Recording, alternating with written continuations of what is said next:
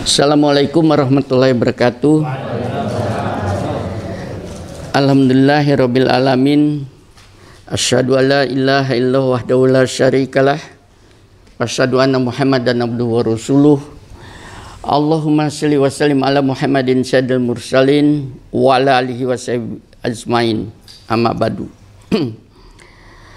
Pagi ini alhamdulillah kita sama-sama pada kesempatan ini dikasih peluang oleh Ilahi untuk sama-sama melakukan pendalaman, kajian, dan sekaligus pengembangan daripada firman-firman Tuhan supaya bisa dioperasikan di dalam kehidupan.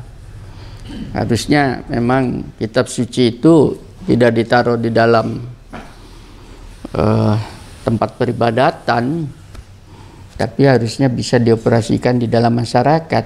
Kalau ditaruh di tempat, di masjid, di gereja, ya, dan sebagainya, itu tidak fungsional.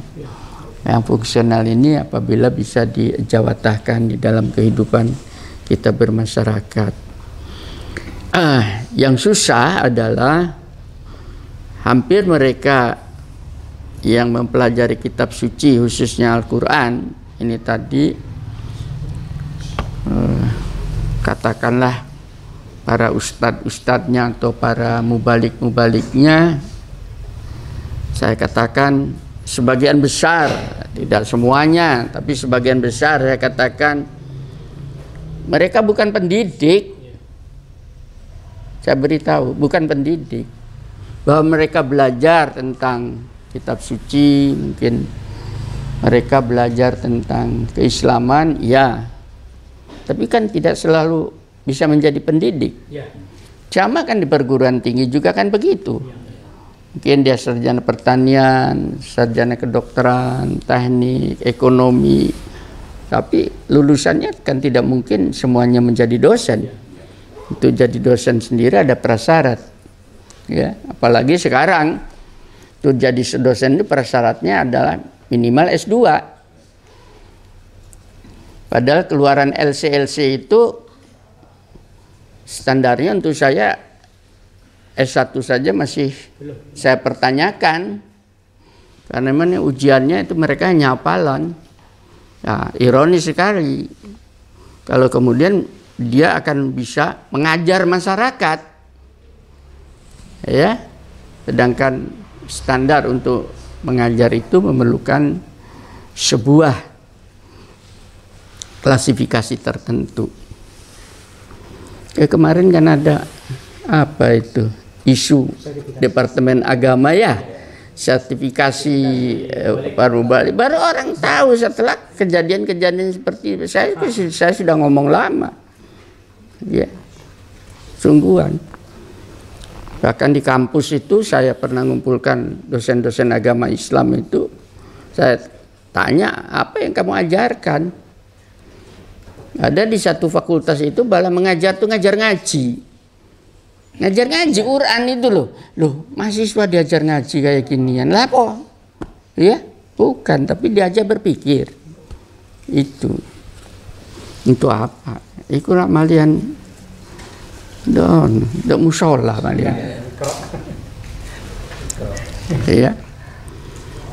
Saya pernah dulu bertemu dengan Profesor Andi Hakim Nasution, mantan rektor IPB, ya. Dia ahli statistik itu tadi.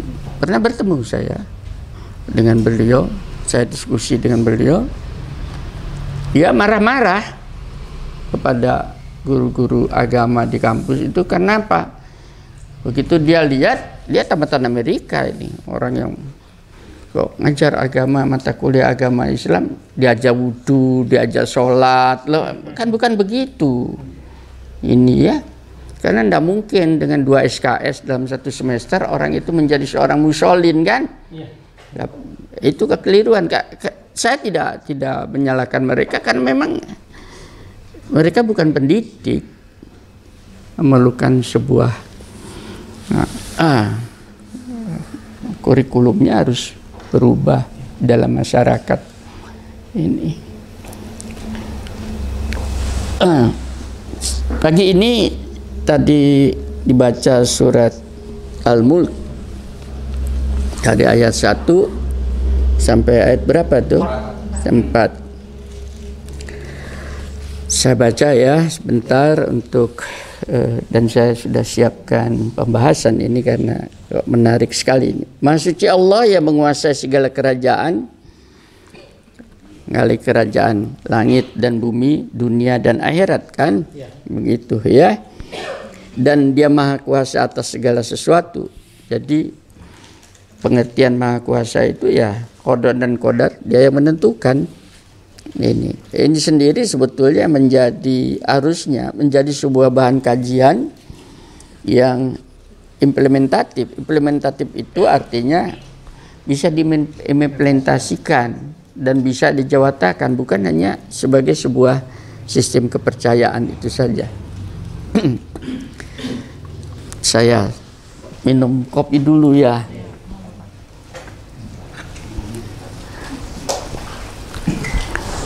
Kebetulan saya dapat oleh-oleh kopi dari Lampung.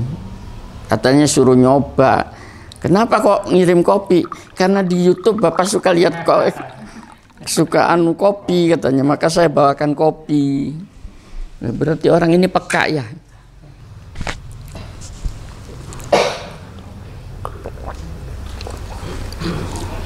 Saudara Anton pulang dari Mekah. Di SMS. Jangan lupa oleh-oleh kacang Arab. Dibawain kacang Arab. Gak bisa dibuka. Belum buka kabeh. Banyak tuh kacang. Tahu kacang Arab ya? Nah, itu enak. Jadi siapa yang mau ke Mekah nanti golek kacang Arab kan gitu ya.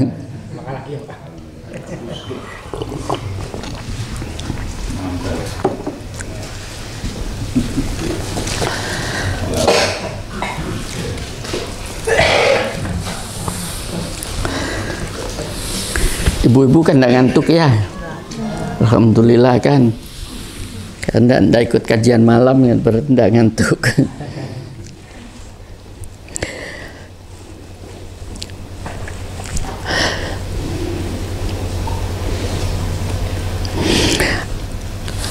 Yang harusnya bisa langsung diimplementasikan ayat yang kedua ini, yang menciptakan yang mati dan hidup untuk menguji kamu. Nah ini yang jadi masalah. Siapa di antara kamu yang lebih baik amalnya?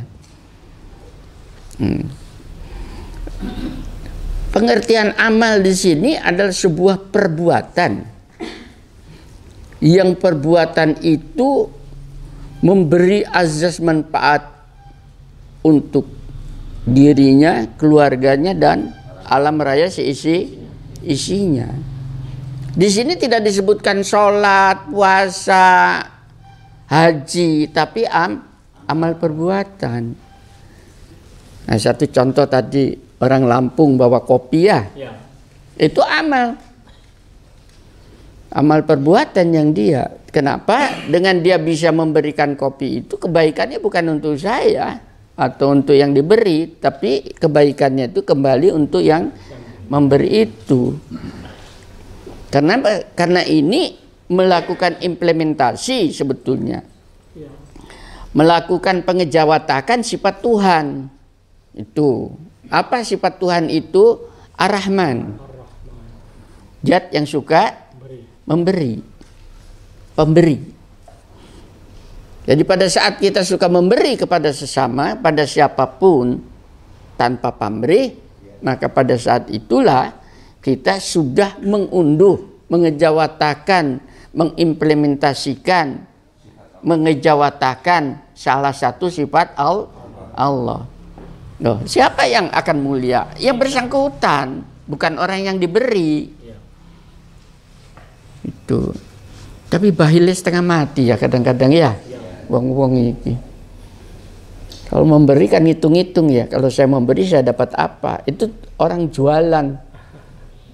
Kalau saya ya, tapi kalau dengan Allah itu sudah itu kebaikannya adalah untuk diri kita sendiri. Belum sifat yang lain. Ya.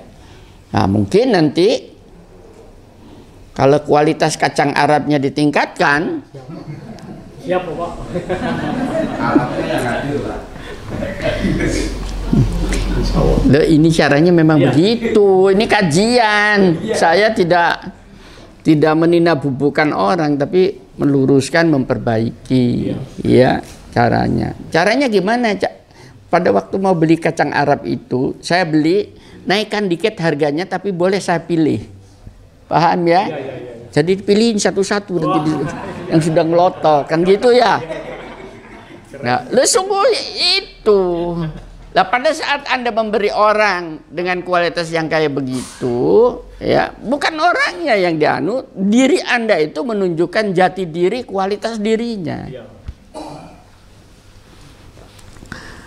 Itu kan gampang sebetulnya. Nah, itu tingkatnya bukan memberi lagi, sudah Rahman Rahim. Rahim itu pada tingkat kualitas. Iki sehingga belum teko kajian mengenai berat dengan Pak Ika ini. Iya loh, bukan ke saya. Yang berat itu adalah orang-orang itu mengunduh sifat Tuhan di dalam kehidupan. Ini yang tidak mau. Sering sekali menonjolkan sifat dirinya. Padahal kita ini rapuh. Ya. Kalau itu saja Rahman Rahim, suka memberi dan dengan kualitas yang baik pada orang lain seperti itu. Tidak sengaja, tanpa dipikir, tanpa ada niat apa-apa, dia akan terangkat. Itu sudah rumus.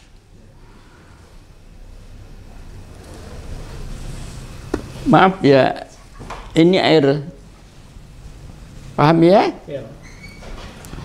Kalau saya celupkan tangan saya ke dalam air ini kan kering ya. Kalau saya celupkan, kan basah ya? Halo? Percaya basah? Iya, kalau enggak percaya tutulan dewi. Ya, ini sudah rumus. Barang siapa menyentuh air, mesti dia basah. Barang siapa menyentuh api, pasti terbakar. Itu rumus. Barang siapa suka memberi dengan kualitas yang baik, pasti dia akan naik derajatnya menjadi orang yang terberkati oleh ilah tanpa doa itu. Jadi kalau ada ustaz doanya gini, itu kakek dungo iku, kaboten iku. Ya, kan yang diajari di dalam masyarakat ajaran doa-doa, tapi tidak pernah mengajari untuk melaksanakan. Katanya Tuhan, iya saya sudah tahu, saya sudah dengar. Bukan doanya yang aku dengarkan, akan tetapi ini loh tadi. Itu yang dinamakan apa?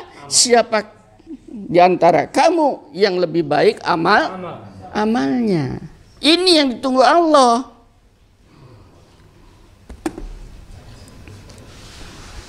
Kayaknya nanti 2 minggu lagi ya kan? Pertemuannya ya. Nah, itu berlomba-lomba. Itu bajunya kotak-kotak. 2 minggu lagi kelambi apa iki? Siapa yang lebih baik amalnya. Iya, banyak tuh di kamar saya baju-baju. Bagi mereka yang tidak punya baju ngacung, terutama mahasiswa. Pak, saya pesan 1. Iya, saya pakai sekali, saya kasihkan, silahkan.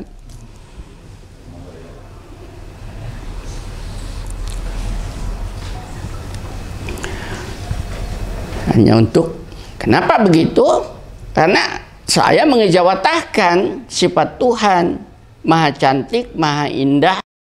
Ya, nah keindahan itu tadi tunjukkan, ya, pada wajah kita, pada performance kita, pada berpakaian kita. Nah, barang siapa di antara kamu yang lebih baik amalnya, ini yang perlu dijawatahkan. Pada satu sisi ini saja saya ingin melakukan pembahasan ya. Untuk bisa seseorang itu berbuat amal kebajikan yang ditunggu oleh Allah. Hanya itu. Karena itu yang akan nanti menjadi catatan dan tunjukkan kepada Allah. Tadi saya beritahu ya. Bukan di situ disuruh sholat kan? Bukan disuruh zikir kan? Bukan di situ disuruh apalagi wiritan kan? Gak ada. Tapi disuruh beramal amal soleh. Sampai Kanjeng Nabi itu mengatakan apa yang namanya amal soleh itu sederhana saja. Satu saja, membuang duri dari tengah jalan itu supaya tidak terinjak oleh orang lain, itu sebuah amal soleh. Loh, untuk ya, mungkin ini sedikit pernah dengar istilah a cup of Java, secangkir Jawa, artinya secangkir kopi Jawa ya, itu abad ke-17an terkenal ya. Kita dijajah Belanda, a cup of Java ya. Sekarang saya melontarkan isu a cup of jannah, secangkir surga jannah ya. Gimana caranya? Ya ngasih kopi tadi itu, paham ya? Jauh-jauh dari ini, mudah-mudahan nanti orang yang ngasih kopi dari Sumatera kemarin bawa ini dengar nanti di dalam YouTube saja. Ngopi dulu ya, biar santai ya. Nggak ngopi. Gini katanya saya reklame kopi, enggak. Ngopi dulu ya. A cup of jannah, secangkir surga. Ya. Orang ini kalau ikhlas dia memberi, beramal soleh untuk kebaikan, untuk mendukung orang lain dalam kebenaran, itulah secangkir surga. Sederhana kan surga itu, sungguhan. Gak kata wiritan, gak disuruh ngapal Quran, apalagi ngapal hadis-hadis yang ratusan ribu itu, enggak. Hanya secangkir kopi tadi. Sederhana ya? Ya. Nggak diombe malian.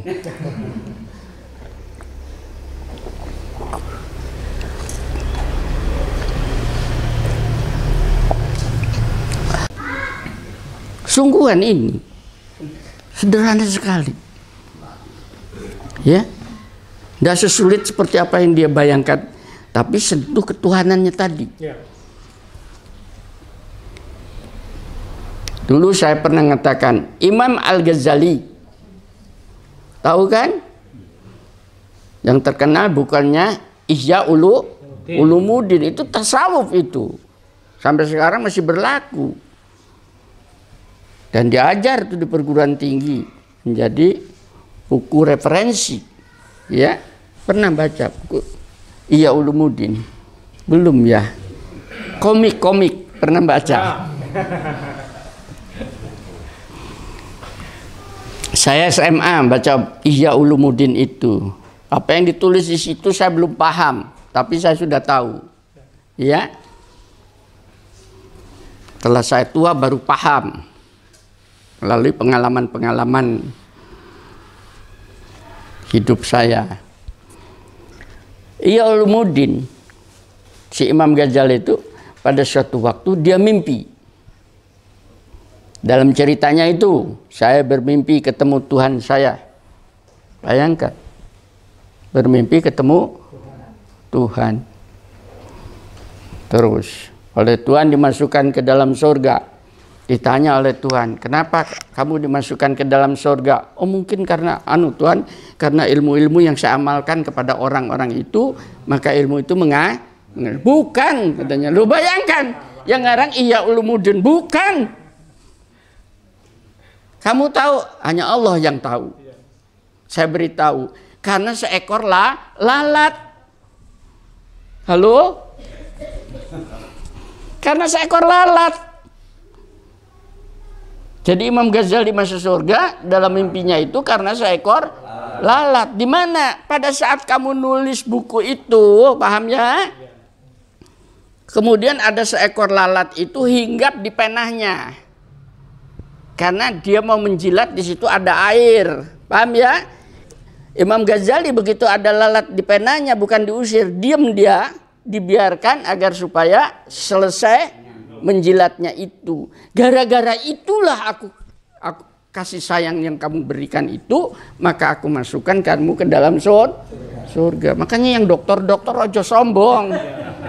Gak ada jaminan jadi dokter mlebu sarga. Apalagi yang belum dokter.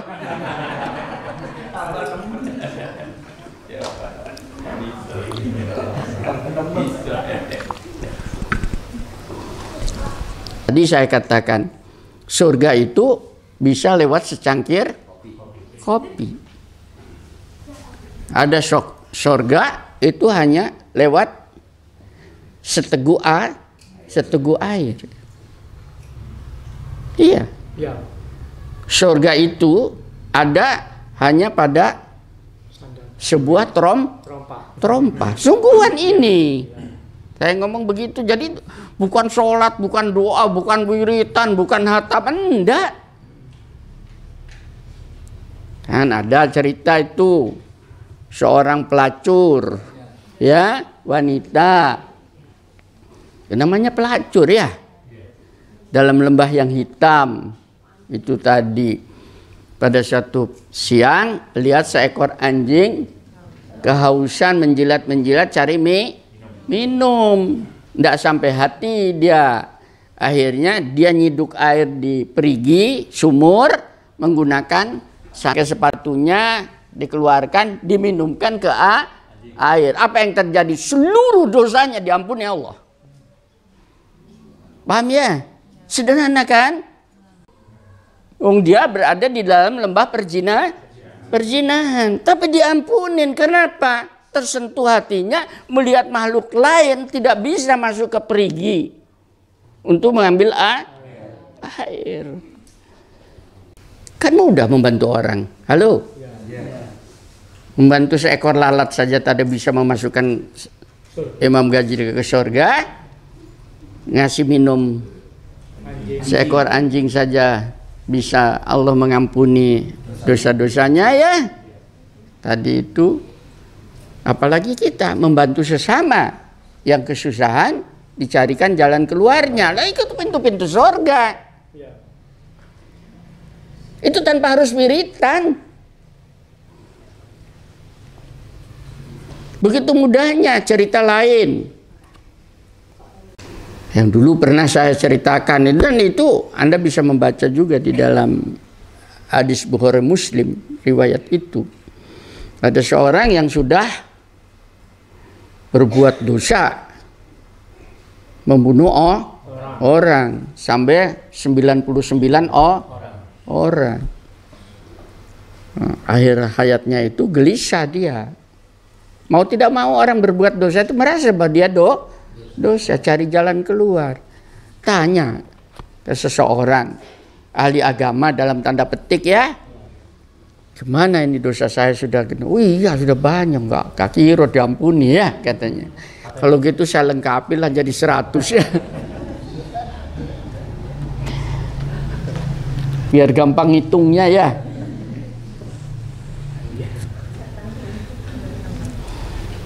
Kali lagi akhirnya ketemu seseorang ahli hikmah, ya,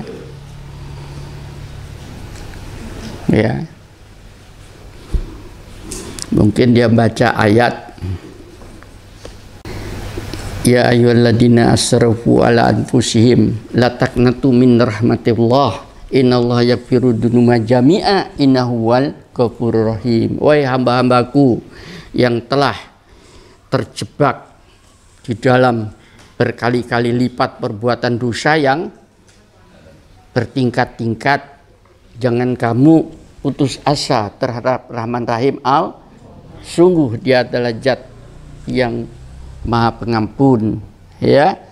Dia akan memberikan ampunan kepada siapapun juga yang mereka itu mau mencari ampunan. Dia katanya Gimana caranya? Nah kan langsung caranya keluar dari daerah kamu di tempat itu ke tempat lain yang menyebabkan lingkungan kamu akan terkondusif untuk berbuat kebaikan. Karena di sana banyak orang-orang yang soleh. Oh, berangkat, belum sampai, belum berbuat, di tengah jalan mati. Kan belum berbuat ya. Kalau dalam cerita itu, ini ahli surga atau ahli neraka?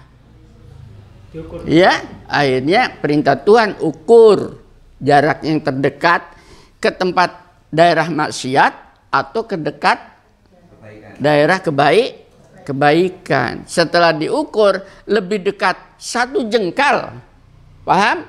Ke tempat kebaikan, langsung diampuni semua dosa. Sudah berbuat itu? Belum.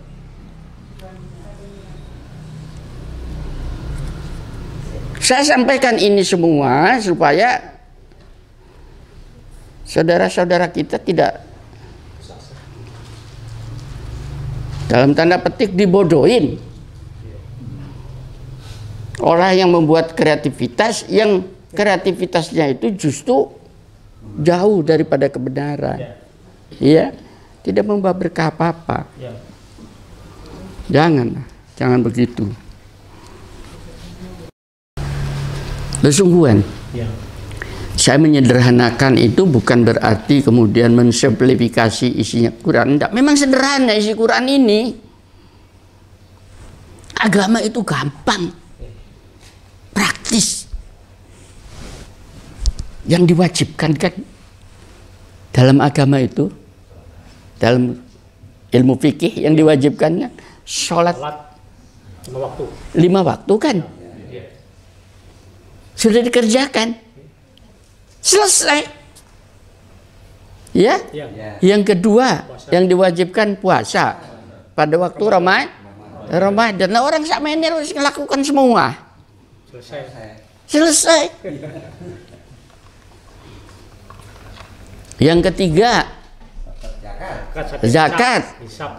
Untuk zakat ada prasyarat, mencapai nisab PNS itu nggak sampai.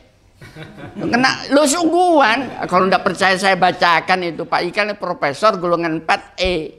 Kalau sudah pajak di situ nihil. Nihil. Untuk pajak itu sudah nihil. Lah nihil apa yang mau dizakatkan? Tidak terkena. Sungguh PNS sudah terkena karena tidak sampai nisab. Apalagi utangan induk koperasi akeh.